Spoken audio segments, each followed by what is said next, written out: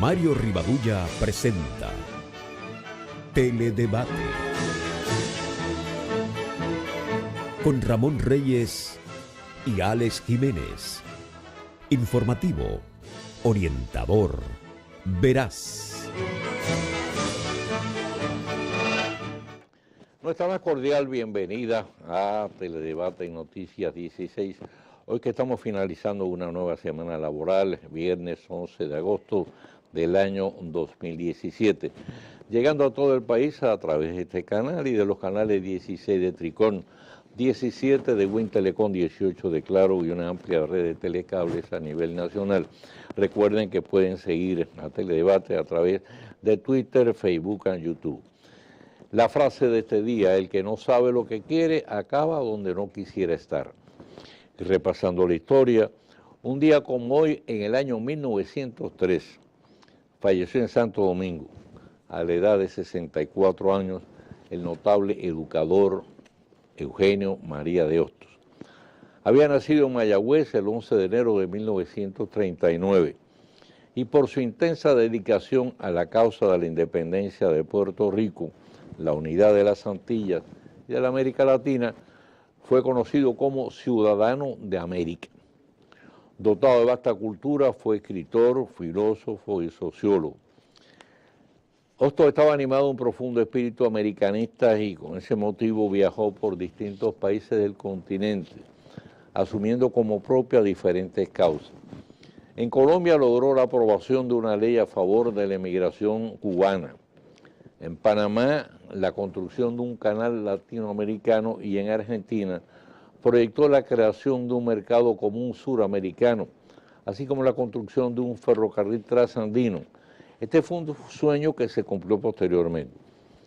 Gran parte de su vida y su obra educativa se desarrolló entre Chile y la República Dominicana, donde implantó nuevos sistemas pedagógicos orientados a la formación integral de seres humanos capaces de construir sociedades libres. Por su obra Tratado Moral, es considerado como el moralista de mayor altura del siglo XIX. Hostos profesó un intenso amor a nuestro país, al punto de expresar como último deseo morir y ser sepultado en Santo Domingo hasta que Puerto Rico fuera libre e independiente. En homenaje a su memoria y los grandes aportes educativos que hizo al país, los restos de Hostos reposan en el Panteón de los Héroes Nacionales.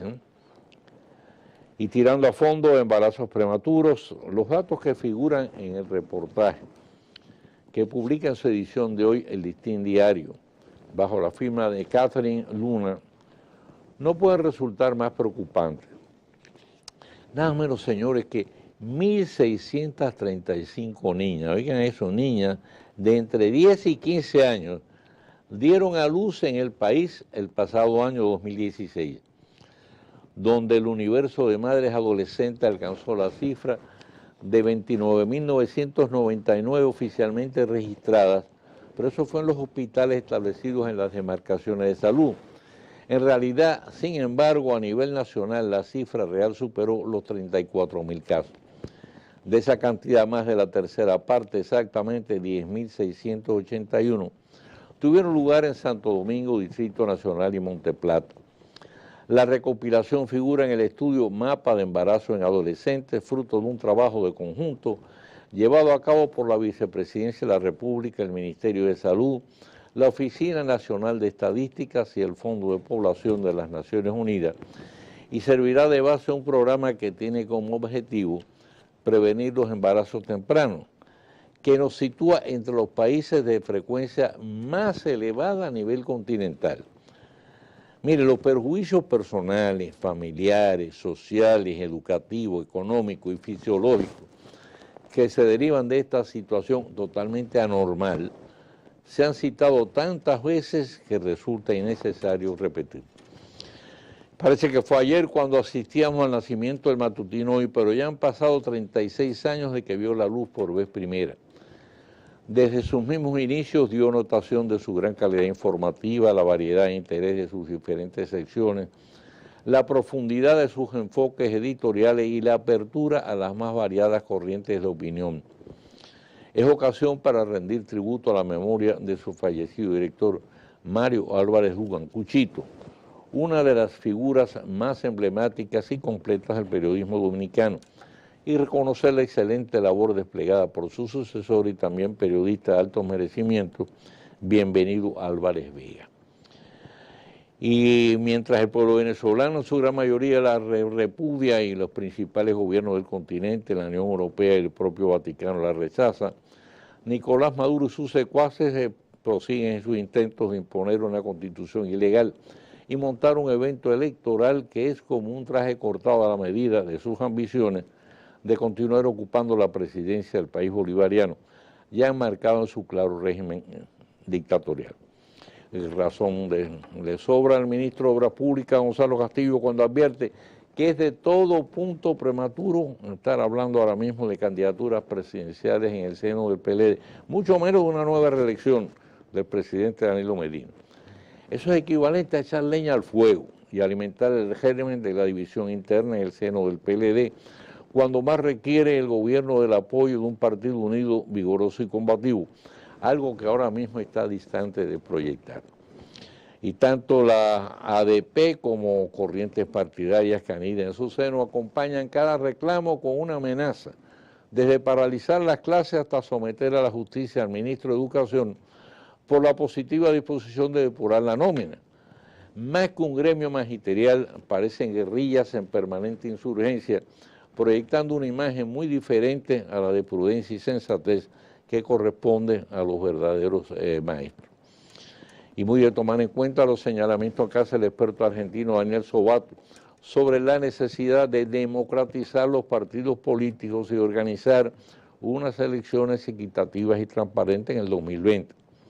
Válida también su advertencia de que nuestra clase política se fije en el penoso ejemplo de Venezuela.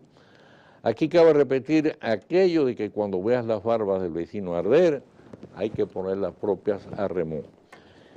Y plausible el hermoseamiento del malecón para recreación de dominicanos y turistas, pero hay que buscar de urgencia una solución al problema que representa el desvío de los camiones y equipos pesados, impedidos de transitar por esa vía entre 12 de la noche y 12 del mediodía. Los tapones, mejor dicho, a partir del 12 del mediodía hasta las 12 de la noche. Los tapones que se están originando en las principales arterias de la capital por el paso de esos vehículos afectan todo el sistema de circulación vehicular, ya bastante complejo. Tiene un elevado costo económico, provoca un fuerte sentimiento de rechazo e irritación que muy pronto pudiera volcarse contra la popularidad del mayor David Collado. Y el nivel de degradación del río Yaque del Norte, el más extenso del país, fuente de agua potable y para riego, así como energía eléctrica, es de tal naturaleza que toca funeral y llora ante los ojos de Dios. De no ir de urgencia en su rescate, posiblemente pronto haya que borrarlo del mapa de la República Dominicana. Hacemos una pausa y al regreso ya vamos a estar recibiendo el teledebate a nuestro huésped de hoy.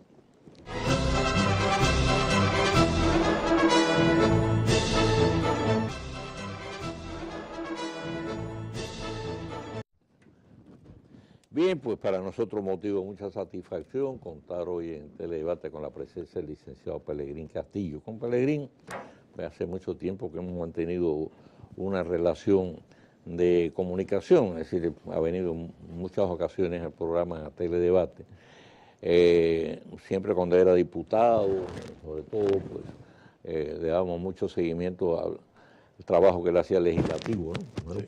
Fueron como 6 periodos que tú estuviste. 5 periodos. 5 periodos consecutivos.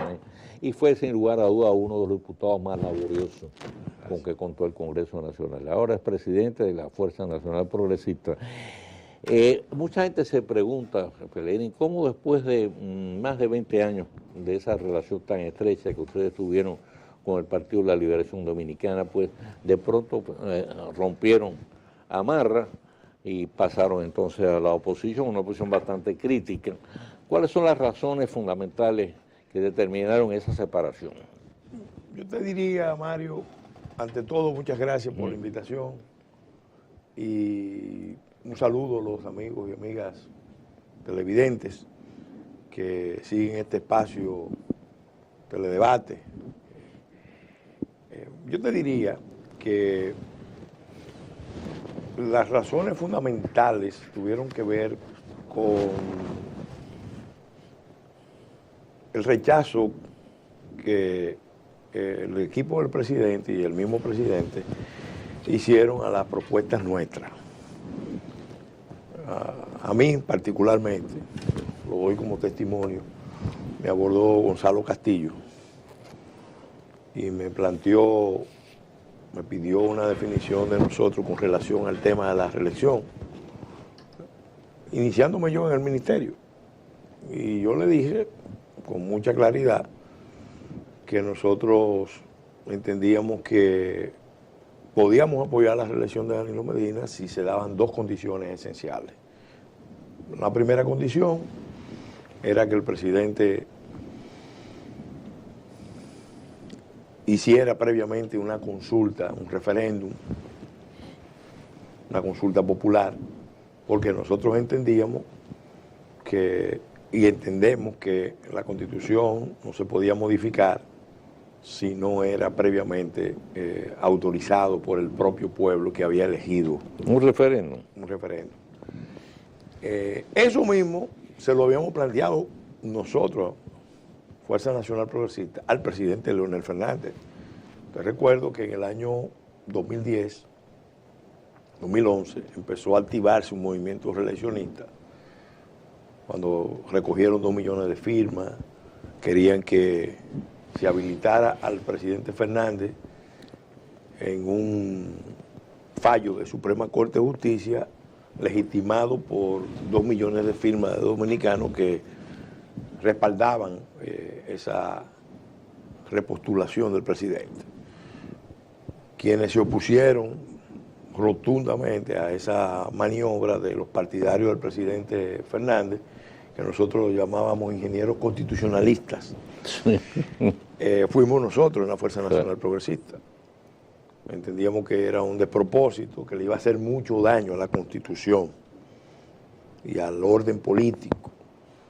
Cuando expusimos nuestras razones, el presidente Fernández fue muy abierto, entendió, respetó, y yo creo que él mismo se dio cuenta de que eso era una aventura, que iba a causarle un gran daño a su principal logro, que fue la Constitución del 2010. Claro. Por eso esa maniobra se desmontó y teníamos entonces nosotros autoridad para decirle al presidente Medina lo mismo que le habíamos dicho al presidente Fernández. Si se quiere modificar la Constitución para habilitar la repostulación del presidente, tenía que necesariamente hacerse una consulta previa. Y que conste que cuando se estaba discutiendo en la reforma constitucional del 2010, el tema de la reelección, la Fuerza Nacional Progresista se opuso a que se modificara el estatuto que se había aprobado de una reelección y nunca más, que fue el estatuto que usó Hipólito Mejía. Correcto. Para crear condiciones para su intento reeleccionista en el 2002.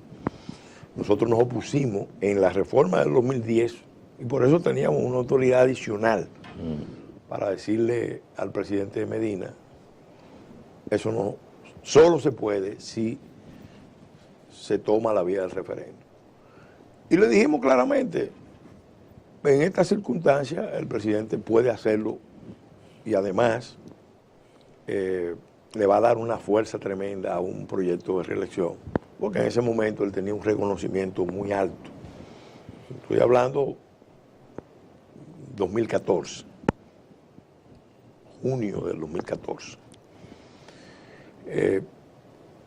La otra condición, el otro requisito que nosotros como Fuerza Nacional Progresista planteamos, y no nos arrepentimos de haberlo planteado, era que el presidente tenía que eliminar la ambigüedad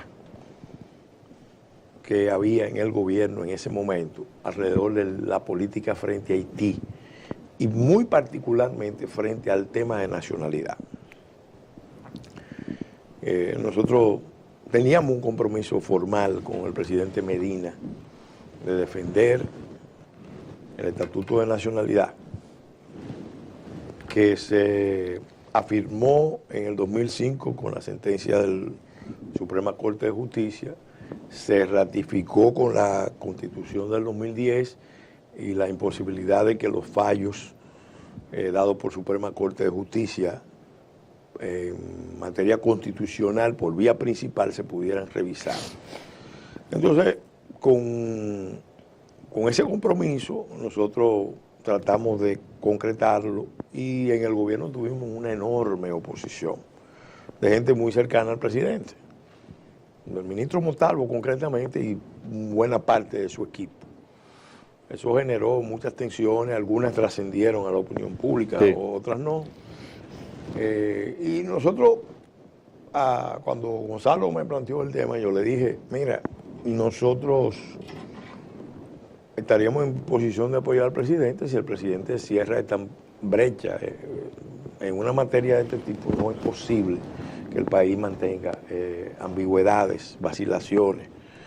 Si él retoma y es consecuente con la posición que fijó en La Habana y desmonta toda esa deriva antinacional de las posiciones del subministro de la presidencia, nosotros estamos dispuestos a apoyarlo y ponernos al frente del proceso. ¿Qué vimos después? Vimos después que no, que el presidente prefirió irse a la reforma constitucional en asamblea. Ya le habíamos advertido los peligros de una reforma constitucional en asamblea sin la legitimación de la consulta, porque él no tenía los votos. Para poder asegurar los votos, entonces tuvo que incurrir en una serie de prácticas, en una serie de situaciones muy cuestionables y sobre todo en un pacto que desestabilizó el orden político, porque eso es bueno tenerlo presente. Hoy que estamos hablando, el orden político se terminó de desestabilizar con el pacto reelección por reelección. Yo, que soy un estudioso del orden político constitucional de República Dominicana, he sido actor y testigo a la vez. Creo que hay tres momentos críticos. La reforma del 2002, cuando el presidente Mejía lleva al Partido Revolucionario Dominicano, históricamente el partido abanderado de la antirreelección, a un proyecto de reelección aventurado y aventurero. Terminó en un gran desastre. El PRD empezó a fragmentarse, todavía no termina de fragmentarse, siguen produciéndose, vamos a decir, ondas expansivas de esa reforma. El PLD se aprovechó, comió con su dama, porque el principal partido, históricamente antirreeleccionista, se quebró, se fracturó. Entonces el PLD, que sin duda es el partido más organizado y más cohesionado y con una política más racional, por lo menos hasta hace poco, aprovechó todo eso y pudo retener el poder, volvió al poder en el 2004, ganó sucesivamente todas las elecciones, todo el control de los poderes públicos. Uno que está en política tratando de que las cosas se hagan bien, de que no se incurran en exceso, en extremo. Estando aliados al PLD siempre fuimos una fuerza crítica, con posiciones propias. Teníamos mucha libertad de hacerlo porque propiamente no había una oposición. Nosotros éramos la oposición dentro del gobierno. Sí. Lo cual siempre es bueno, porque en una democracia es importante que haya posiciones críticas. Obviamente las críticas nuestras no eran críticas de adversarios, sino de aliados. No eran críticas malsanas, sino críticas constructivas. No eran críticas infundadas, sino muy bien fundamentadas. Diversidad de opinión. Claro. Y hicimos muchos aportes en muchas áreas. Pero en el 2010, que fue otro momento, yo creo que se cometió otro error restableciendo el modelo del 94. Porque, don Mario, mire, cuando un presidente abandona la presidencia y tiene expectativa de volver, automáticamente se convierte en el blanco de ataques de todos sus adversarios internos y externos. Es una cacería que se abra para liquidar a ese expresidente que tiene posibilidad de volver. Pero, el gobierno que acaba de llegar, que no tiene posibilidades inmediatas de reelegirse, sin embargo, no tiene oposición. Y en la democracia es muy importante la función opositora. Correcto. ¿Qué pasa en un sistema clientelar? Que tanto los partidarios del partido de gobierno como los opositores entonces empiezan a cortejar al presidente que no puede reelegirse, para ver si entonces el presidente que no puede reelegirse los ayuda. ¿Qué pasa? El presidente Medina ganó las elecciones del 2012 y nosotros jugamos un papel notable, vamos a decirlo así, en ese proceso. Se aprovechó precisamente de ese mecanismo de reelección porque todos los esfuerzos opositores se centraron en Leonel Fernández. Sí. A liquidar porque pensaron que iba a ser salvajemente a Leonel Fernández. Y los propios seguidores del presidente Medina, que querían la reelección del presidente Medina, también alentaron maniobras que han causado estragos. Ese fue un grave error de la oposición. Fue error de la oposición y fue error, en ese entonces nosotros no estábamos en la oposición, estábamos en el gobierno.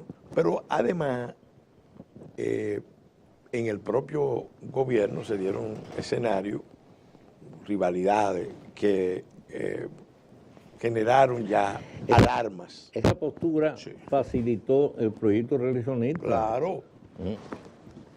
Claro, entonces, ¿qué pasa? El país entonces entró ya con la aventura reeleccionista en una fase final de desestabilización del orden político partidario. El balance al día de hoy es que el orden constitucional está muy erosionado, muy frágil. El sistema político está sumido en una crisis importante. Hay una crisis, no es exclusivamente de República Dominicana, pero la nuestra es la nuestra. Lo estamos verificando. El sistema de partidos, los partidos están muy resentidos, resquebrajados, erosionados con todo esto. Y peor aún, el sistema electoral fue golpeado severamente por el intento reeleccionista. Pasadas las elecciones, entonces fíjense el resultado. El presidente no quiso limitarse a ganar, porque ese es parte del problema. En todas las encuestas, todos los que estábamos en la competencia sabíamos que el presidente tenía posibilidades amplias de ganar en primera vuelta. Pero el equipo del presidente no quería que el presidente ganara, sino que el presidente avasallara, que el presidente se entronizara, que el presidente aplastara. Además lo plantearon así. Lo plantearon así, fue una estrategia de aplastamiento. Con tu permiso, vamos a hacer una pausa y seguimos conversando, sé que es interesantísimo.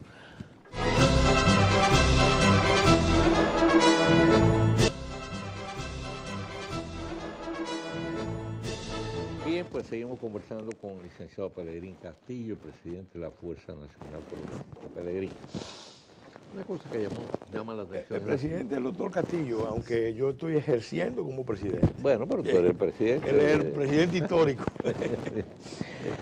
Bien, hay una realidad. La oposición que no se unió para las pasadas elecciones, en cambio, después que pasaron las elecciones, pues han hecho como una especie de frente común, donde hay una diversidad de organizaciones que desde el punto de vista ideológico son muy dispares unas de otras. Dentro de ese grupo está la Fuerza Nacional Progresista. Se unieron fundamentalmente con tres objetivos iniciales que ya están supuestamente ya están superados, que fue el nombramiento de las altas cortes, o sea, la Junta Central Electoral, un nuevo Tribunal Superior Electoral y la Cámara de Comercio. Bien, pasado ese proceso, ¿cuál va a ser en ese sentido, a tu juicio, pues el futuro de ese frente y cuál va a ser en este caso la posición del frente de la Fuerza Nacional Progresista? ¿Va a seguir perteneciendo a ese frente, a ese entente oposicionista? Nosotros hemos aclarado siempre que después de las elecciones, incluso antes, días antes del proceso electoral, cuando entrevimos, tuvimos ya la constatación de que venía esa maniobra de aplastamiento electoral, empezamos a coordinar esfuerzos. Y propiamente se puede hablar de que en este año lo que ha habido es una coordinadora de esfuerzos opositores con una agenda muy limitada, muy puntual. La perspectiva de que eso evolucione hacia un frente, yo no la descarto, tampoco la puedo afirmar, porque tendrían que producirse acuerdos importantes sobre cuestiones fundamentales, porque son fuerzas muy disímiles, con una visión realmente, por ejemplo, nosotros tenemos una visión del país, de sus desafíos, de sus problemas, que es muy diferente a la de otras de las fuerzas que coinciden ahí. Entonces, hablar de bloque, hablar de frente, hablar de unidad opositora,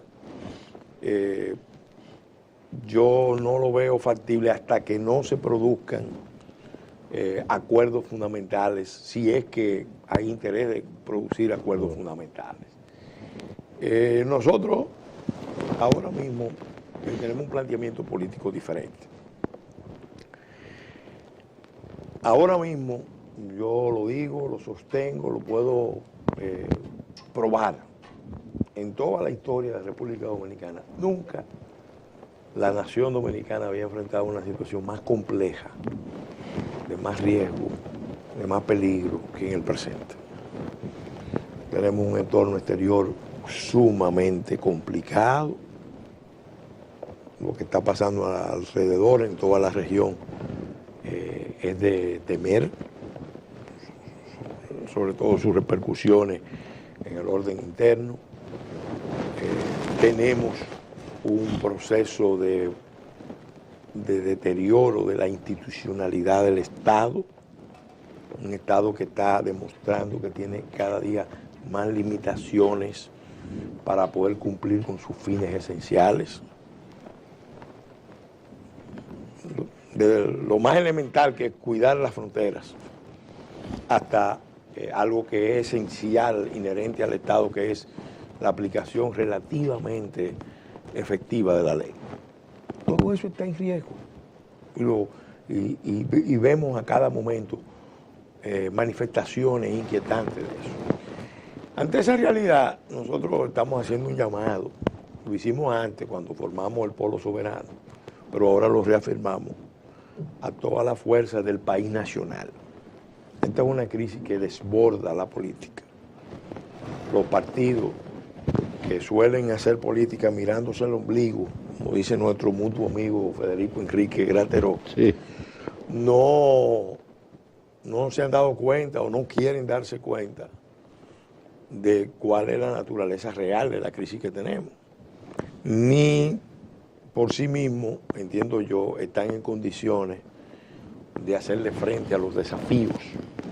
Tiene que venir un movimiento importante desde el país nacional para que se produzca con un enfoque suprapartidario, un esfuerzo de renovación de la política, pero sobre todo de unificación de todos los sectores que tengan conciencia ciudadana, conciencia patriótica, conciencia nacional, porque no estamos jugando la existencia. Nosotros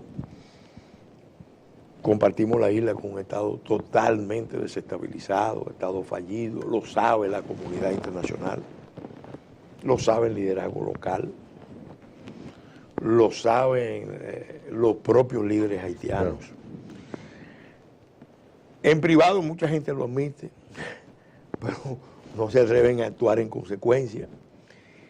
Y esa situación es una situación singular, porque no es cualquier estado, es un estado emblemático. Como que no hay una política definida.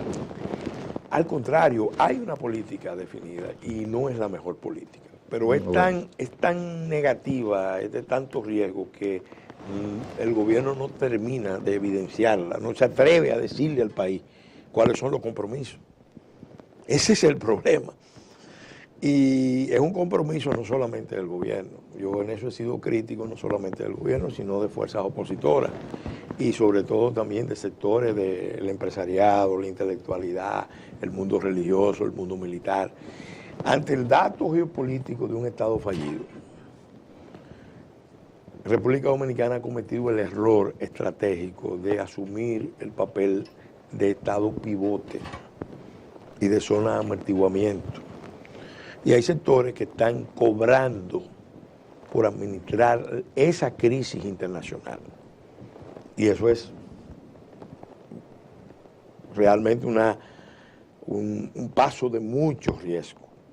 Haití y los haitianos se han convertido en una especie de moneda de cambio de las clases dirigentes, de sectores de las clases dirigentes dominicanas en sus relaciones con Estados Unidos, con la Unión Europea, con los organismos internacionales. Eso no ayuda a Haití, porque Haití lo que requiere es un esfuerzo de reconstrucción de sus bases nacionales. Los últimos 20 años para esos fines han sido 20 años perdidos. Incluso yo pensé que después del terremoto se iba a hacer un esfuerzo serio, incluso unificar todo el continente en el esfuerzo de reconstrucción de Haití. No se hizo. Parece que Haití es un país desahuciado. Sí.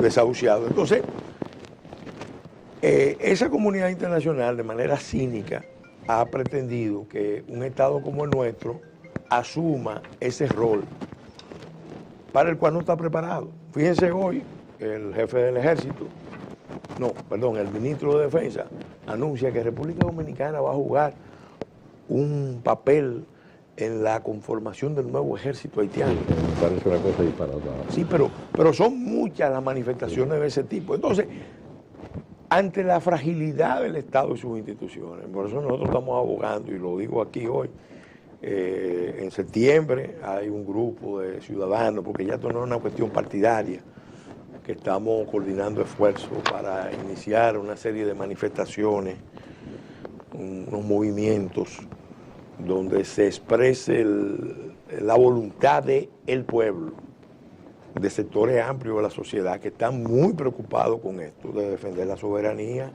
y la autodeterminación del país, su integridad territorial, su identidad. Porque definitivamente las instituciones que tenemos, el liderazgo que tenemos, está muy presionado, muy acorralado por ese entorno y no se ve desde la sociedad una reacción. Es más, hay perplejidad porque mucha gente presiente que algo está muy mal, pero no sabe qué es lo que está pasando. Ahí nosotros estamos insistiendo en que los medios de comunicación están llamados a jugar un papel, porque aquí no podemos seguir con una especie de conspiración de silencio. Hay muchas cosas que están pasando en las relaciones con Haití, O sea, que aquí se entierran. lo que ustedes han estado planteando a lo largo del tiempo, me imagino que esa es la postura Sí.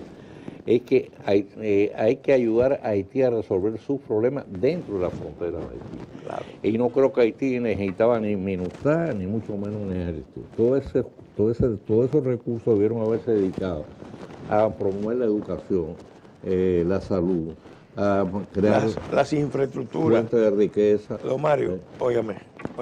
Sí. Los puertos principales de Haití son Caucedo, Jaina y Asua. Correcto. Sí, sí. Óyeme, Caucedo, Jaina y Asua. Y eso da margen a muchas maniobras de todo tipo. De todo tipo. De haitianos y dominicanos. Eso no ayuda a Haití y nos complica a la larga. ¿Qué está pasando? que es lo que no le han querido decir al país. No se lo han querido decir. En esa estrategia de la solución dominicana al problema haitiano hay dos vertientes. Hay una vertiente donde República Dominicana se convierte en zona de amortiguamiento. Los organismos internacionales entonces aceptan la oferta de 2x1, porque es una especie de baratillo. Estamos administrando la crisis del vecino Estado, tienen que ser más flexibles y más generosos con los recursos y las políticas sociales y pasarnos más cosas por alto, porque le estamos solucionando un problema. Pero también hay otra vertiente que es pretender que se puede unificar el mercado y el mercado de los 20 millones para el comercio y la inversión, y sobre todo jugar un papel hegemónico en Haití, que es lo más peligroso. Creer, como alguna gente, pues, doctrinario incluso, que tienen una visión muy elaborada sobre eso, de que nosotros vamos a dominicanizar Haití, como si los haitianos quisieran convertirse en dominicanos. Bueno, vamos a ver si la situación se define de una vez. Muchas gracias por haber estado con nosotros, Pellegrín. Bien. Esperamos verte pronto por acá de nuevo.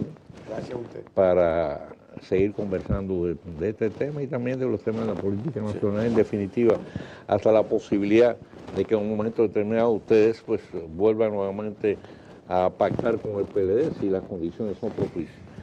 Nosotros, el pacto que tenemos es el pacto con el pueblo dominicano, con los dominicanos conscientes que estén dispuestos, no importa los partidos en que estén, a defender la soberanía, la autodeterminación, la integridad territorial del país, el derecho al propio desarrollo, a fortalecer el proyecto nacional dominicano.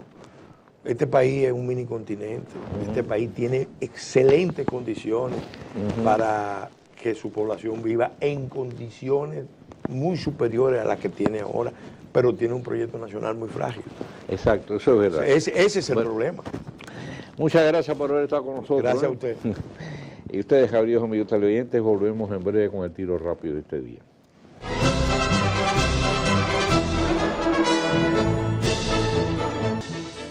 En Teledebate, el tiro rápido con Mario Rivadulla.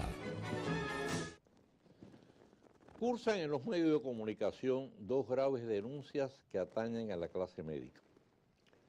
Una que viene causando revuelo hace días es la revelación del doctor Nelson Rodríguez Monegro, director general del Servicio Nacional de Salud, de médicos que estarían percibiendo igualas de hasta $1.500 mensuales por referir pacientes a determinados centros asistenciales, laboratorios de pruebas y hasta medicamentos determinados en los casos de procedimientos complejos y de alto costo.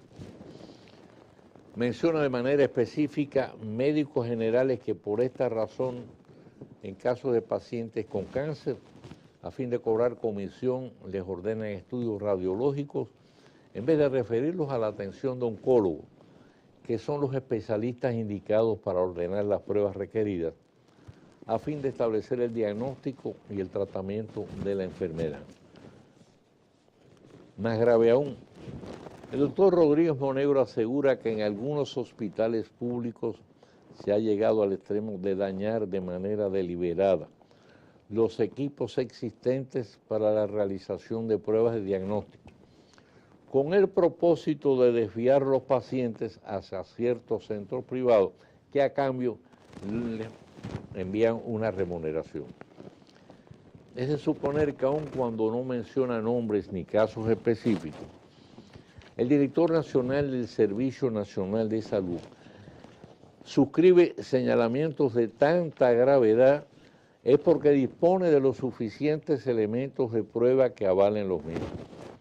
Pero además, en respaldo de dichas denuncias, ha contado con el apoyo de otras figuras prestigiosas del sector, como el doctor Julio Amado Castaño, presidente del Hospital General de la Plaza de la Salud, y el doctor Rafael Sánchez Español, que lo es del Consejo Administrativo del Hospital Metropolitano de Santiago, OMS.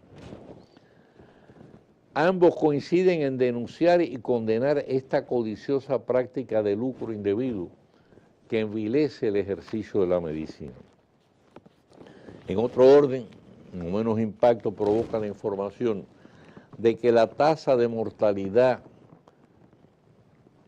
materna en el país durante los primeros 7 meses del presente año registra 94 decesos a razón de 1 cada 2 días, mostrando un ritmo de incremento en relación con el año anterior cuando fue de 82. O sea, que va en aumento en vez de decrecer, como fue una de las metas del milenio que asumió el país. También en este sentido, el propio doctor Rodríguez Monegro asegura que las investigaciones, los estudios que se han venido llevando a cabo para establecer las causas de esta situación muestran que más de la mitad de esas muertes son debidas a negligencia médica.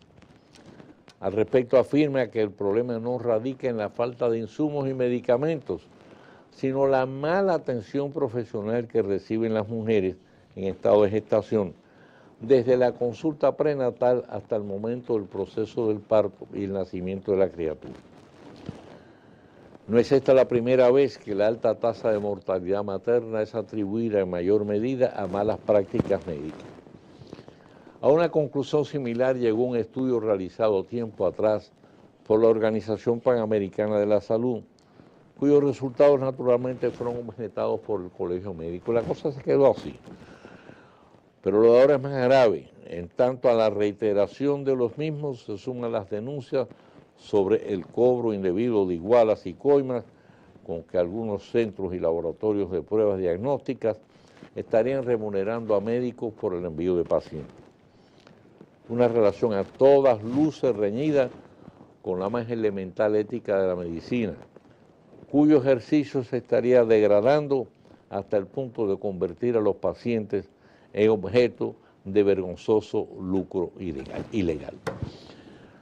A todos los amigos televidentes, como siempre, pues nuestros mejores deseos para que pasen un feliz resto de la noche y también un excelente fin de semana. Recuerden que por ahí viene ya nuestro colega Eddie Matos, trae ya en la bolsa pues una cantidad de informaciones sobre las situaciones más importantes que están ocurriendo en el país y también en el resto del mundo. Así que aprovechen y no se muevan de frente a sus televisores. Mario Rivadulla presentó Teledebate con Ramón Reyes y Alex Jiménez. Informativo, orientador, veraz.